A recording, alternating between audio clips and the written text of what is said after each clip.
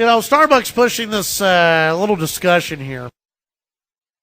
I've said it before. I don't think Americans like talking about race. They don't really want to. Now, you'll hear newscasters, you'll hear pundits, analysts say we have to have a big discussion on race. But in reality, people really are not ready. They just aren't. And it's not because they're, well, no, it is because they're scared to talk about it. Especially white people. White people are very scared of talking about race. It's true.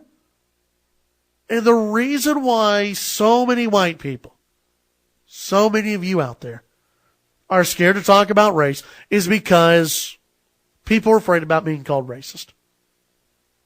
And here's another side of it. That there are a lot of people out there, the Al Sharpton, the Jesse Jackson, that once you criticize Obama, once you criticize Jesse Jackson, once you criticize Al Sharpton, you're only doing it because you're a racist. And that's why white people are afraid of talking about race. Is because no matter what move you make, you're going to be accused of being a racist. That the race card is so easily and overplayed in 2015. I mean, it just is. And that's why people are afraid about being called a racist. That's why they don't want to talk about race. They don't want to talk about race issues. Now, there are a lot of you out there like me who go, come on, I dare you to call me a racist. I don't back off. I don't care. Yeah, there was a guy on my Facebook page calling me a racist. Saying that I'm racist, but it's not my fault. And that I'm not overtly racist. It's something that it's held deep inside. And that it's not my fault. No.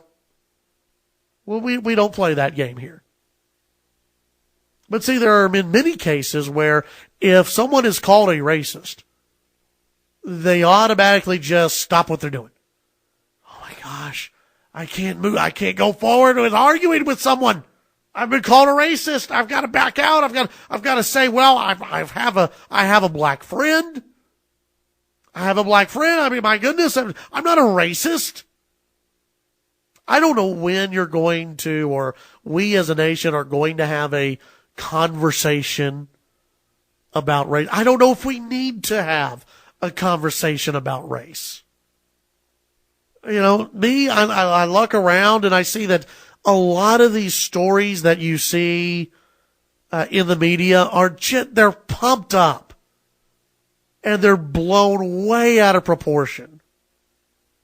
You know, even, you look at the OU chant, race in America. Look what happened at the University of Oklahoma. Okay, well, does that mean that the entire frat is racist? No. Does that mean that the kids themselves are racist? No. I don't know what's in their hearts. I have no idea. I have no idea what was in their hearts when they were just being stupid college kids to me. Does that make them a bunch of racists? No. Does that mean that we have a race problem at the University of Oklahoma? I don't think so. Everyone has an opportunity to succeed in this country in 2015. Everyone has the opportunity to succeed in this country. Whether you're white, whether you're black, it doesn't matter. Everyone has an opportunity. Now, do some people have it easier? Yes. There are some white people that have it easier than other white people. Guess what? There are some black people who have it easier than other black or white people. There are a lot of poor white people who live in the inner cities. There are a lot of poor white people that live in Lubbock. And just because they're white doesn't mean they have an easier time of being poor. Some people have to work harder than others. Is that necessarily fair?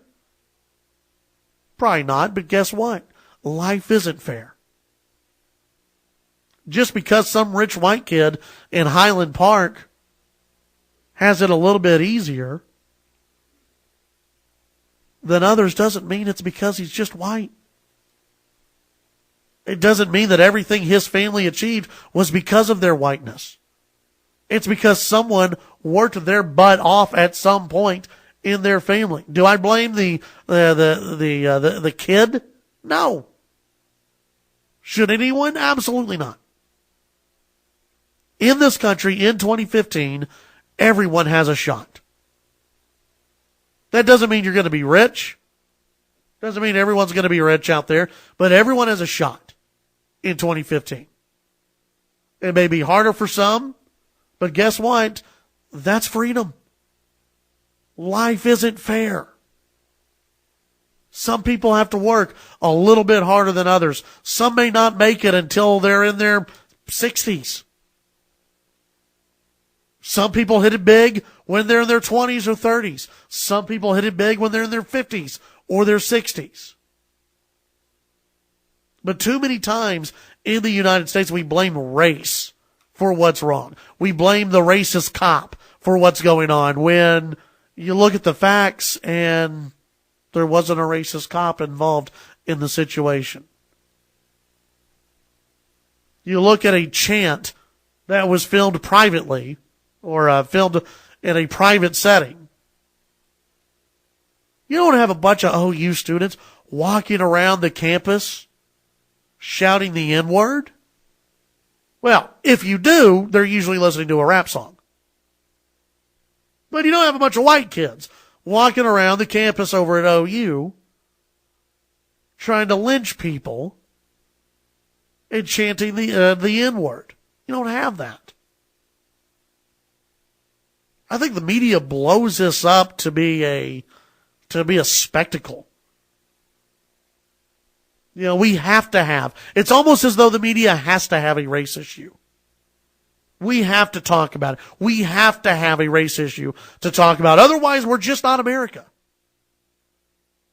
Now, we really wish we had a race issue to talk about every single day in America, because that's something that the media can get around. They can bring in a bunch of so-called race experts to talk about how in America in 2015 we haven't evolved. There's still a struggle in the United States. There will always be people struggling in the United States. There will always be people struggling. Life isn't fair. But playing the race card and saying it's all racial is just absolutely wrong. Yeah, so Starbucks, they're promoting this whole, hey, white people, we need to talk. And that's really what it is. Hey, white people, we need to talk. Whenever the issue of we need to have a discussion on race in America, it means, hey, you white people. Hey, white people, we really need to talk about this. We don't talk about the instances of black racism. In fact, the media just ignores that. Oh no, it can't be. The only people who are racist are whitey, and that's why Starbucks is doing something. Starbucks overwhelmingly is white. I mean, that's just it. Sorry, it's truth. So what they're telling white people is, hey, we need to have this big discussion on race because of what we've seen in the news lately. Well, what have we seen in the news lately? It's been police shootings, right? Well, what's been involved in the police shooting? At least the biggest police shooting that we've been talking about has been Michael Brown. And the false narrative that was out there that Michael Brown was shot by this racist white cop. Michael Brown had his hands up. He was yelling, "Don't shoot." He was trying to surrender, and man, the cop was just so racist, he wanted to shoot a black kid that day. Even the Washington Post today has an opinion piece about how, oh, guess what? We were wrong on the hands up, don't shoot. Want to talk about race in America? Okay. How about this? Stop playing the race card every time. Stop assuming that every white cop that happens to shoot someone who isn't white is only doing so because they're not white. How about we stop assuming that? Because 9 times out of 10, the cop shoots someone because their life, they believe, is in danger, or other lives are in danger. But we don't want to pay attention to that. Instead, we want to say, hey, white America, you've got a problem still. You don't like black people. And Starbucks thinks they can solve it by asking how many times you've been to a black person's house lately. Hey, white America, how many times have you gone over to a black person's house? Who cares? So if you haven't gone over to a black person's house in the last year, you're a racist? You're part of the problem in America? I mean, that's Starbucks' answer. Starbucks isn't ready to have a discussion on race. They're ready to keep blaming white people for what's going on. And they'll happily do so after they charge you $5 for a cup of coffee. 770-5790, toll free, 1-800-687-0790.